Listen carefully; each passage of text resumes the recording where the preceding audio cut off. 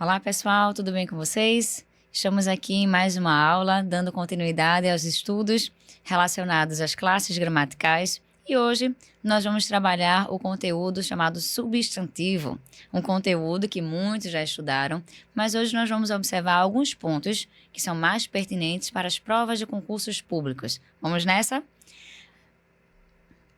Vejam aqui comigo. Quando eu falo em substantivo, eu estou falando em nomes. Ok? Vocês devem lembrar desse detalhe. Quando eu falo em substantivos, eu estou falando em nomes. É a classe gramatical que nomeia as coisas, ou seja, é a que indica a presença. Ok? Isso nós vimos na nossa aula anterior.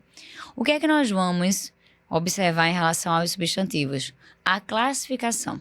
Substantivo, só trazendo aqui uma curiosidade para vocês. Nós temos substantivos e verbos como as duas classes gramaticais mais expressivas em termos de quantidade de palavras. Então, os gramáticos, né, estimam aí uma quantidade muito grande em relação a substantivos e verbos no nosso idioma, mais de 30 mil palavras. E aí vocês devem observar que essa necessidade, essa quantidade toda de palavras, na verdade, vem da nossa necessidade diária de nomear as coisas, de representar as nossas ações. Quando eu falo em ação, eu já lembro, né, automaticamente de um verbo também. Então, a partir dessa necessidade social, as palavras vão surgindo através dos processos de formação de palavras que nós já estudamos, através também de neologismos, palavras que são criadas, por exemplo, em decorrência do contexto da internet, contexto das tecnologias que estão sempre surgindo, né? Então, a sociedade vai acompanhando essas evoluções e a nossa gramática também. As palavras vão surgindo de acordo com essa necessidade. Por isso que nós temos uma quantidade tão grande de substantivos e verbos, certo? E em relação ao substantivo especificamente, nós temos vários tipos, justamente em virtude dessa quantidade excessiva de palavras que nós temos. E nós vamos classificar esses substantivos de acordo com as demandas também sociais. Vejamos. 9 tipos: comuns, próprios, simples, os compostos, concretos, abstratos, primitivos, derivados e coletivos. Todos esses aparecem constantemente nas provas de concursos públicos? Não. Mas eu poderia dizer aqui a vocês quais são os que mais aparecem. Os concretos e os abstratos, certo? Muitas pessoas estudaram na escola de uma forma diferente, né? De uma forma em relação à materialidade apenas. Então, concreto é aquilo que se pega, abstrato é aquilo que não se pega. Então, nós vamos ampliar, na verdade, esse conceito. Eu não vou dizer que está totalmente errado. O que eu posso dizer para vocês é que é um conceito incompleto. Hoje, a gramática já traz uma perspectiva diferenciada. E é justamente com base nessa perspectiva que os concursos trazem essas classificações. Trazem essa distinção entre um substantivo abstrato e um substantivo concreto. Quando nós falamos em substantivos comuns, vamos seguir aqui a nossa ordem, tá certo? Quando nós falamos em substantivos comuns, eu estou falando de seres que designam uma espécie, vários itens, vários elementos de uma mesma espécie. Então, quando eu digo aluno, eu tenho aluno em vários lugares. Escola, cursinho, faculdade, enfim, aluno, de uma forma bem genérica. Perceberam quando eu digo aluno, eu não estou me referindo especificamente a um.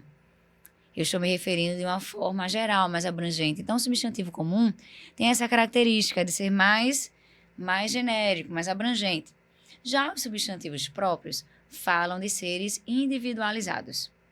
E qual é a grande indicação dos substantivos próprios? A letra maiúscula. Quando eu tenho uma letra maiúscula, eu tenho um indicativo claro de um substantivo próprio. Pode ser o nome de lugar, pode ser o nome de pessoa, de uma instituição. Algo que é individualizado, ok? Em relação ao substantivo simples, muitas pessoas confundem o simples com o comum. Quando eu falo em substantivo simples, eu estou falando do radical da palavra. É o radical. Se eu só tenho um radical, se eu só tenho uma base semântica para a palavra, é um substantivo simples. Um substantivo simples, ele pode ser comum? Pode. Uma palavra, minha gente, não tem só uma classificação. Mesa, por exemplo. Mesa, substantivo comum e simples ao mesmo tempo. Não há nenhum impedimento em relação a isso. Quando eu tenho aqui o substantivo composto, agora eu tenho mais uma vez a noção de radical. Observem comigo, eu acredito que vocês já devem estar em casa fazendo essa conexão com o assunto do vídeo anterior, processos de formação de palavras.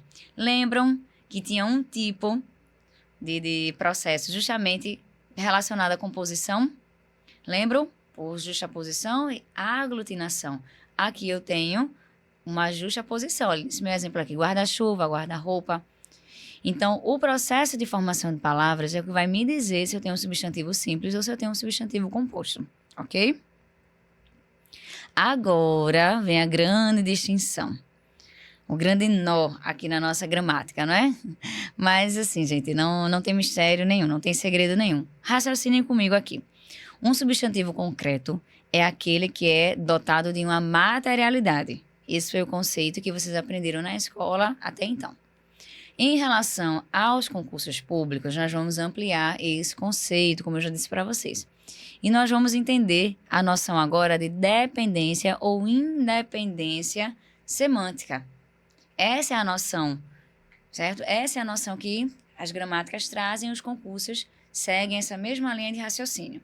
Vejam, a materialidade não é o critério suficiente para você distinguir um substantivo concreto de um substantivo abstrato. Hoje, o que nós temos é a noção de dependência ou independência semântica. Então, quando eu tenho um substantivo que é denotado dessa independência, ou seja, ele não precisa de nenhum outro ser para existir, ele é considerado concreto. Aí, normalmente, né, eu já vi em várias provas, várias bancas trazem essa mesma situação. Deus. Para além de religião, tá, minha gente? Isso aqui é um exemplo gramatical, para além de religião. Deus é considerado na nossa gramática um substantivo concreto, pela noção da independência. A gramática vai dizer que ele não precisa de nenhum outro ser para ter existência. Aí eu trago esse mesmo raciocínio, essa mesma lógica para o folclore. O Saci cai na sua prova alguma questão relacionada à classificação do substantivo. Aí eu trago aqui Saci. Certo? A questão apresenta esse vocábulo. Você vai classificá-lo como um substantivo concreto. Por quê? Porque ele não depende de um outro ser. Ele simplesmente existe na nossa cultura, existe no imaginário popular como um Papai Noel. Quem já viu um Papai Noel de verdade? Quem já viu o Saci? Mas existe no imaginário. E ele existe de uma forma tão contundente que faz parte da nossa cultura. E aí eu não posso dizer que ele não existe. Ele existe. Perceberam qual é a lógica?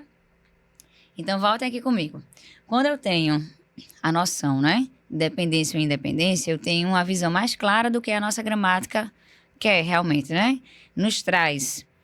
Vejam aqui comigo, eu vou pegar a definição literal. Substantivos concretos. Designam seres reais ou fictícios, olha aqui, materiais ou espirituais, que tenham existência independente. Então, livro, Deus, criança, fada e os outros exemplos que eu falei para vocês, do nosso folclore, dos seres mitológicos, dos elementos culturais que permeiam datas comemorativas, como eu já exemplifiquei anteriormente. Substantivo abstrato. Designam qualidades, ações, estados, sensações e sentimentos. Observem comigo que para um substantivo abstrato existir, ele precisa de um outro ser. Então, agora eu já tenho a perspectiva inversa. Ou seja, eu preciso de alguém que sinta, alguém que precise realmente do meu substantivo abstrato. Então, quando eu falo em beleza, a beleza é um substantivo que está relacionada a uma qualidade do sujeito. Quando eu digo a viagem, coloquei o artigo na frente, a palavra é um substantivo, não foi isso que nós vimos? Então, a viagem. Eu estou nomeando uma ação, eu viajei. Qual é o verbo? O verbo é viajar. E qual é o substantivo? A viagem. Eu estou nomeando a minha ação, ok? Morte é um estado do sujeito. Frio é uma sensação. O amor, um sentimento. E assim sucessivamente. Quando eu falo em substantivos primitivos, eu estou falando dos radicais originais. E é muito difícil também você saber se uma palavra realmente é primitiva ou não. Para você ter uma clareza melhor, aí mais uma vez nós vamos voltar para o vídeo anterior e pensar nos processos de formação de palavras. Prefixos, sufixos. Então, quando eu tenho um substantivo derivado, eu tenho a utilização de afixos para formar novas palavras. Por isso que você precisa ter aquele conteúdo como base. Então, quando eu tenho casarão, eu tenho um aumentativo. Folhagem, eu tenho uma palavra, um substantivo derivado de folha. Então, quando eu comparo o meu derivado com o primitivo e vejo que houve ali um acréscimo de um afixo, eu já tenho a certeza de que houve sim uma derivação. E os substantivos coletivos? Substantivos coletivos exprimem uma coleção de seres, como vocês já estão vendo aqui, certo? Designam um grupo de elementos ou de itens de uma mesma linhagem. Então, quando eu tenho uma mesma espécie, né? Quando eu tenho, por exemplo, aqui, elenco. O elenco é um grupo de atores. Eu tenho ali seres que representam o mesmo grupo, certo? Observem também outro detalhe aqui comigo. Eu tenho a utilização do substantivo coletivo no singular. Mesmo a ideia sendo de um grupo, mas a escrita do substantivo é no singular. Professora, qual é a relevância disso? No assunto de concordância. No assunto de concordância, olha a conexão entre os grupos, né, gramaticais, os grupos de assuntos. Quando eu tenho essa informação prévia de que o substantivo coletivo denota uma ideia de grupo, mas ele é escrito no singular, isso tem um impacto no assunto de concordância que nós vamos ver futuramente, ok? Em relação à flexão de gênero, eu tenho substantivos biformes e tenho os uniformes, certo? Eu queria fazer um acréscimo de um conceito, na verdade, que poucos livros trazem, minha gente. Poucos materiais trazem a letra B, os substantivos heterônimos. Mas vamos seguindo aqui a nossa linha de raciocínio. Quando eu tenho substantivos biformes, bi significa dois, certo? São duas formas. Essas duas formas estão representadas pelas desinências. Menino, menina. Então, eu troquei a desinência final da palavra, ou seja, a última letra. Uma para indicar o masculino e outra para indicar o feminino. Já nos substantivos heterônimos, eu também tenho duas formas. Só que essa alteração não vai ser só pela desinência. Eu vou fazer uma transformação total na palavra. Por exemplo, homem, mulher. Então, eu tenho uma diferença explícita. Menino, menina. Tem uma desinência. Homem, mulher. Eu mudei totalmente a palavra. Já os uniformes, como o próprio nome já indica também, eu tenho forma única. Substantivos uniformes são aqueles que têm uma forma única, tanto para o feminino quanto para o masculino. Eu tenho aqui o comum de dois, que é esse caso, por exemplo, aqui, na palavra estudante. Quem vai fazer a diferença agora, quem vai fazer a distinção, melhor dizendo, é o artigo. O estudante, a estudante. Observem que a palavra estudante, ela é única, tanto para o masculino quanto para o feminino. Quem vai fazer a distinção, então, agora vem o artigo, tá certo? Em relação ao sobrecomum, aqui é um fenômeno bem interessante, né? Por isso que ele é sobrecomum. Por quê? Porque nem o artigo consegue diferenciar. O indivíduo, quando eu digo indivíduo, eu não sei se é homem ou se é mulher. A criança, eu não sei se é menino ou menina. Ok? Eu não tenho essa informação nem pela desinência da palavra, nem pela indicação do artigo. Em relação ao epiceno específico para os animais, certo? E aí eu tenho justamente a utilização também da palavra macho ou fêmea. Em relação à flexão de grau, nós temos uma distinção também, o analítico e o sintético. Gente, raciocinem comigo. Tudo aquilo que é sintético na nossa gramática é porque é representado por uma palavra apenas. E tudo aquilo que é analítico, eu tenho duas formas, certo? Duas palavras envolvidas no processo. Então, quando eu tenho, por exemplo, menino grande ou pequeno, eu acrescentei um adjetivo, não foi isso? Quando eu tenho menininho, eu usei uma palavra só. O que foi que eu acrescentei? Um sufixo. Um sufixo que indica o grau diminutivo, que é o inho. Ok? O que é que eu tenho aqui agora em relação ao plural dos substantivos compostos? Em relação ao plural dos substantivos, eu vou pensar justamente em algumas situações, as regrinhas básicas. Quando eu tenho uma palavra que ela é formada, uma palavra composta, certo? Sendo o primeiro elemento um verbo e o segundo elemento um substantivo, eu só vou flexionar o substantivo. O guarda-chuva, os guarda-chuvas. Quando eu tenho um advérbio mais adjetivo, vai acontecer também a mesma situação, só o segundo. E o artigo, né, logicamente, vai se flexionar. O abaixo-assinado, os abaixo-assinados. O guarda noturno, os guardas noturnos. O que foi que aconteceu aqui? Essa palavra guarda, ela não é um verbo, do verbo guardar, como guarda-chuva, né? Guarda-roupa, não. O guarda noturno, agora o guarda é uma pessoa que trabalha à noite. O que foi que aconteceu aqui? Flexionei os dois. Os guardas noturnos. Por quê? Porque eu tenho duas palavras do grupo nominal. Adjetivo mais substantivo. A má formação, a mesma lógica. Eu tenho duas palavras, ou seja, eu tenho dois radicais do grupo nominal. Então, os dois elementos vão para o plural. A má formação, as más formações. Se a palavra for composta por verbo mais substantivo, só o substantivo vai para o plural. Foi o que nós vimos agora. O beija-flor, os beija-flores. Essa palavra aparece em algumas provas. Um cachorro vira-lata, uns cães vira-latas. Quando eu tenho aqui, olha, um verbo mais um substantivo, observem comigo. Eu tenho agora a indicação do artigo. Por quê? Porque o meu substantivo já está no plural. O caça dotes, o saca rolhas. Observe que a segunda palavra já se escreve no plural. Já tem um S. Então, como é que eu vou fazer o plural? Só pelo artigo. A outra regrinha aqui, olha, vamos logo para o exemplo. A couve-flor. Os couves, flores. O que foi que aconteceu? Aqui, os dois elementos foram para o plural. Por que os dois elementos foram para o plural? Porque eu tenho dois substantivos. Sem dúvida nenhuma, certo? O cirurgião dentista, os cirurgiões dentistas, eu também tenho a união de dois substantivos. Observem aqui agora a diferença. Bomba, relógio. Palavra-chave.